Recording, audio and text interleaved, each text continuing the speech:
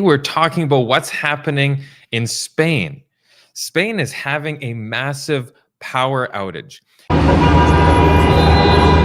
At a roundabout in the Spanish capital, cars line the roads, crossing at all angles, the traffic lights without power. And it's a similar story in the Portuguese capital of Lisbon. The cause, a major power outage across the two countries.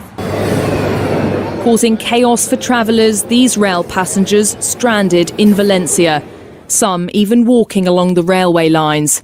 Many without any information anywhere across the country. I'm very cut off at the moment. I'm on the 13th floor and getting very little information other than what little I can see through the Spanish web pages, because as well as obviously losing Wi-Fi, the cellular network, I don't know how well you can hear me at the moment, but the cellular network has been very sketchy. And across Spain, queues for buses like these travellers in Barcelona, told not to drive unless it's necessary. Spanish authorities say power has been partially restored in northern, southern and western Spain following a massive power outage that has caused chaos for millions of people across the Iberian Peninsula.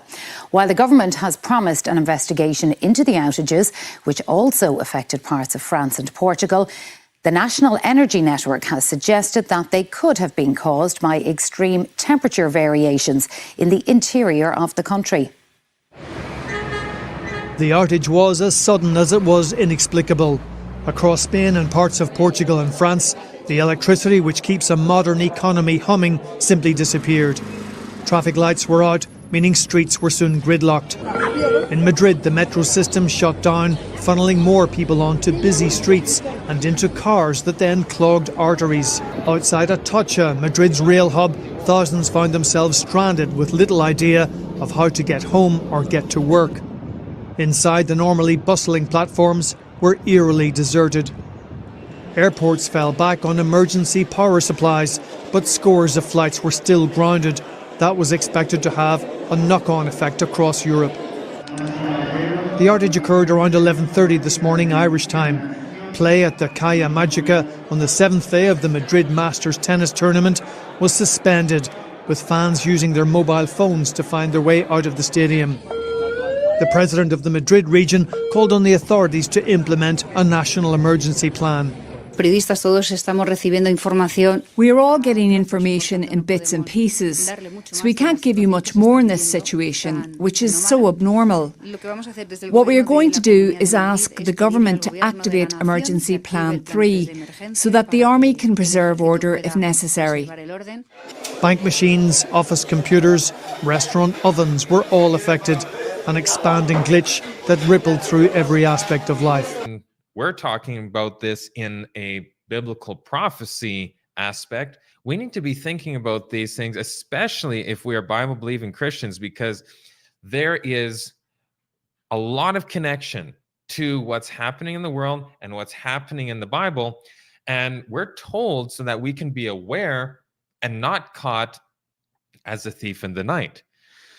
The Commission on the National Defense Strategy recently warned senators the United States is unprepared for a devastating cyber war that will bring life in towns and cities across America to a standstill. The public is essentially clueless about the massive cyber attacks that could be launched any day by our adversaries, not just nation states, but rogue actors as well. Experts see the next war beginning with a keyboard attack on America's critical infrastructure, threatening to cut off internet, electricity, water, transportation, and financial systems. It would mean almost everything from phones to gas pumps to cash machines to traffic lights suddenly stop working. What would happen if the power went out and it didn't come back on? What sorts of things are controlled by power? If you're in a city, let's say you're in a city right now, and the power goes off, what are some things that you guys think could take place if there was a power outage or some sort of a cyber attack where the internet is cut off, maybe the phone lines, the cell phone service, all of these things ceased? We need to actually do some thought about this.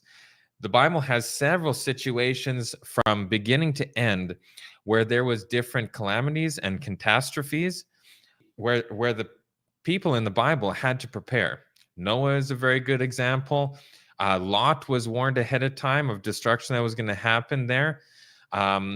There is, even regarding the destruction of Jerusalem, Jesus told them, these are the signs, and when you see this, leave Jerusalem so that you can be away from where these catastrophes are actually going to take place. Can you imagine being in a high-rise building and the water gets shut down?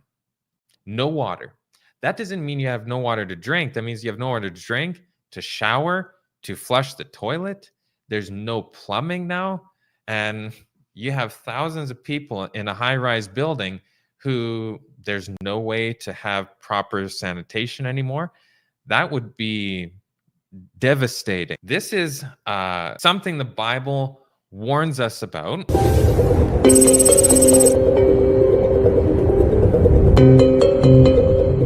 Nothing could have prepared us for what happened.